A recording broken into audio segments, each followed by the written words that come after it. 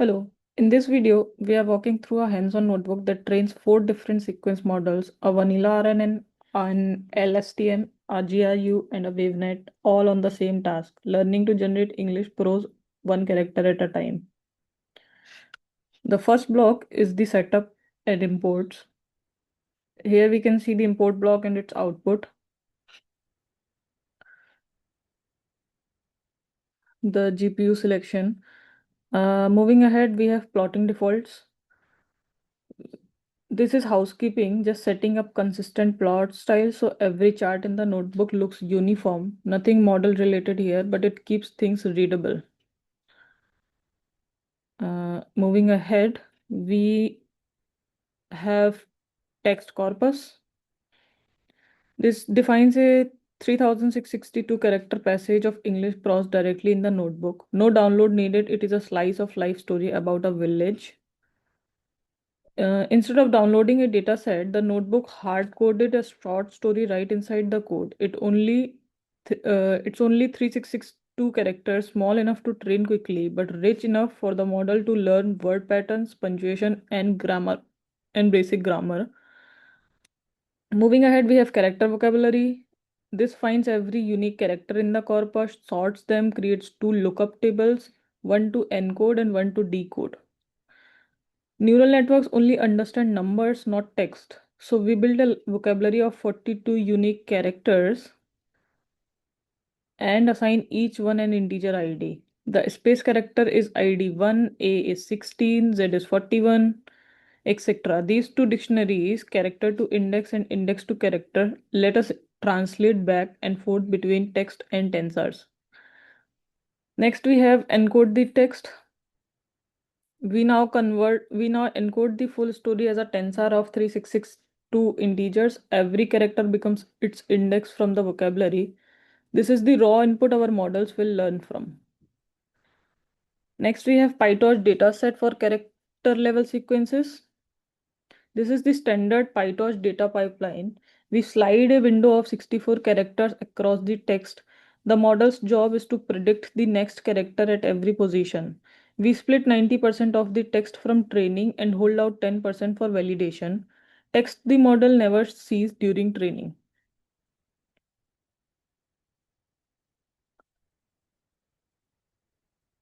This is what we just talked about. 90% we have put for training, 10% for validation. Moving ahead, we have inspect a batch. We verify the pipeline is working. A batch is 64 sequences, each 64 characters long. Notice the input and target are identical text, just offset by one character. The model reads HEMOST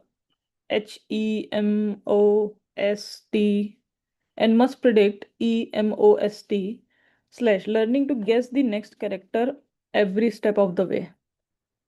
Next, we have training function. Before building any model, we define two helper functions used by all architectures. Train model handles the forward pass, cross entropy loss, backpropagation, gradient clipping, and epoch logging. Generate text takes a seed string and samples new character one at a time. That temperature parameter controls randomness, and low temperature gives repetitive but safe text. High temperature gives creative but sometimes nonsensical output. This was about the text generation, the helper functions. Moving ahead, in the part 2, we have vanilla RNN.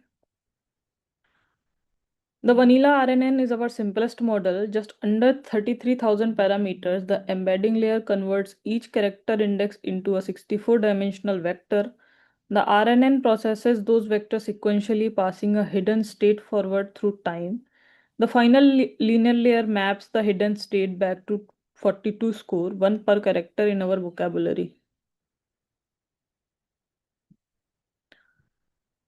This is the RNN model we talked about. Moving ahead to the training of the vanilla RNN. Training runs for 20 epochs. Watch the train loss drop dramatically from 2.35 down past 0.14, which means the model is learning the training text well. However, the validation loss bottoms out around 2.18 and then rises, a classic sign of overfitting. On such a small data set, this is expected.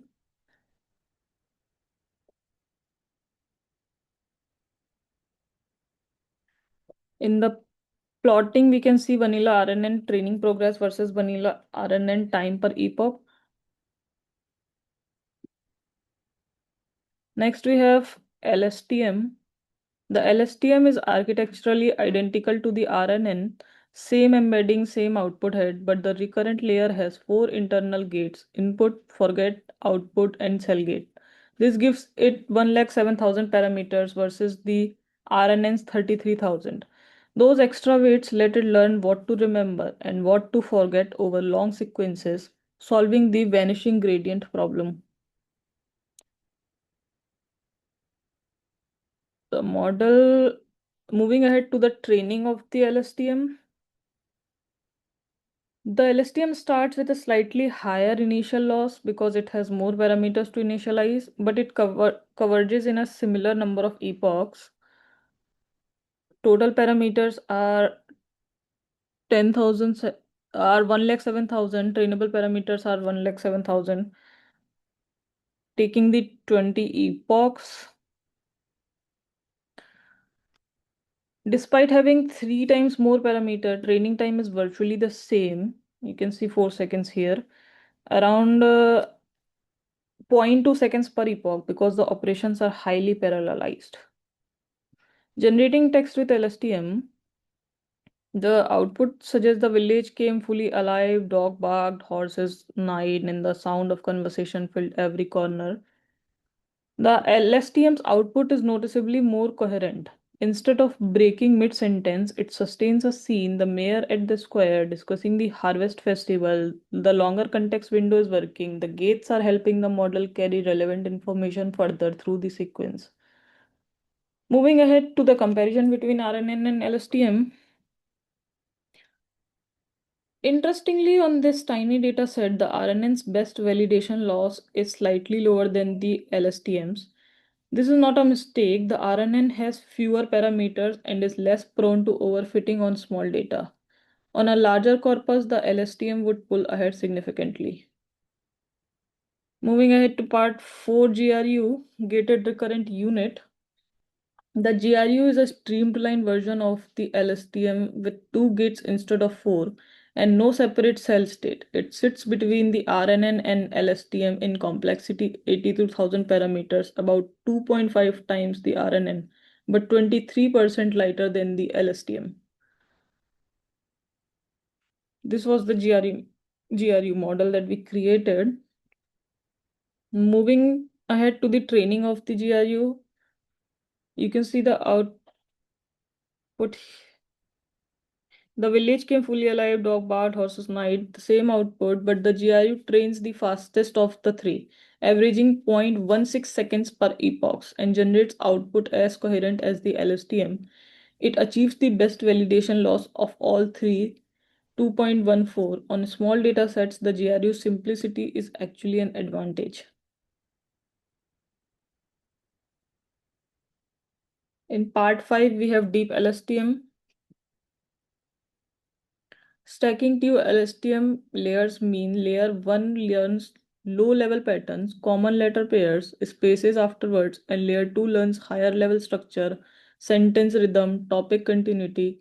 Dropout between layers prevents the network from memorizing too rigidly.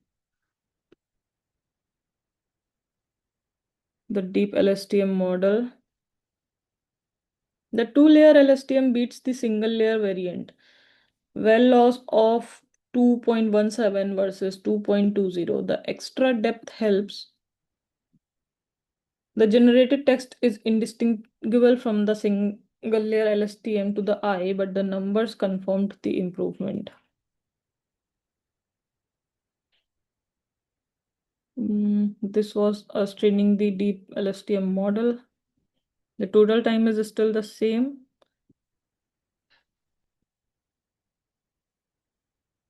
Coming to visualization,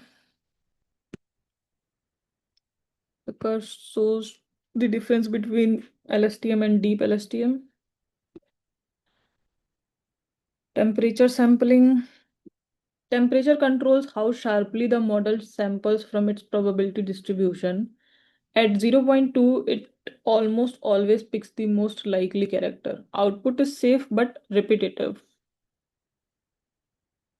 At point 8, it takes more risk, more variety, is still coherent. At 1.5, it starts hallucinating. This single knob lets you tune the creativity versus safety trade-off. Coming to part 6, we have WaveNet.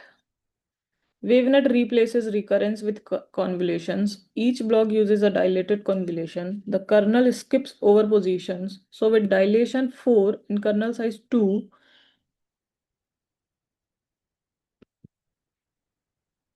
it looks like 5 steps back. Stack these with doublings 1, 2, 4, 8, 16, 32, 64. The top layer sees 128 characters back, but with only 7 convolutions.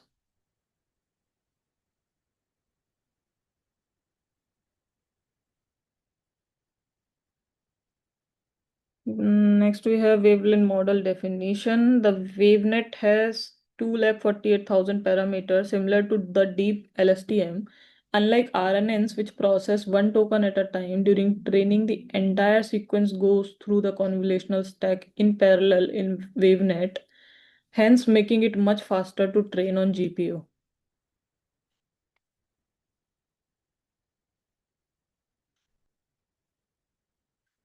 Training the WaveNet. WaveNet starts with the lowest training loss of any model, 1.5 in the first epoch, because the parallel convolutions give it a big head start. But its validation loss of 3.07 is the highest of all models. It overfits more aggressively because it lacks the inductive bias of recurrence. The generated text is still coherent, but the model's generation is weaker on this small dataset. Coming to our final comparison, we found out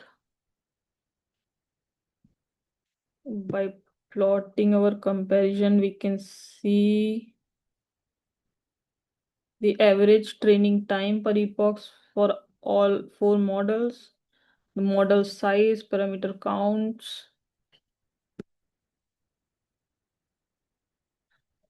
Overall, here is the full scorecard. The GPU wins on validation loss at 2.14 and is the fastest to train at 0.16 seconds per epoch. The deep LSTM is close at 2.17. The vanilla RNN punches above its weight with only 33,000 parameters. WaveNet trains fastest per parameter but overfits the hardest. The key takeaway is GRU is the sweet spot for small sequence tasks, light, fast, and accurate. To summarize, we built and trained 4 sequence architectures from scratch. RNNs are simple and surprisingly effective. LSTMs add memory gates for longer context. GRU achieves similar quality with fewer parameters and faster training. WaveNet uses convolutions instead of recurrence and shines on large parallel training setups. All 4 learn to write passable English prose from 3662 characters of training data. This was all about this notebook. Thank you for being here.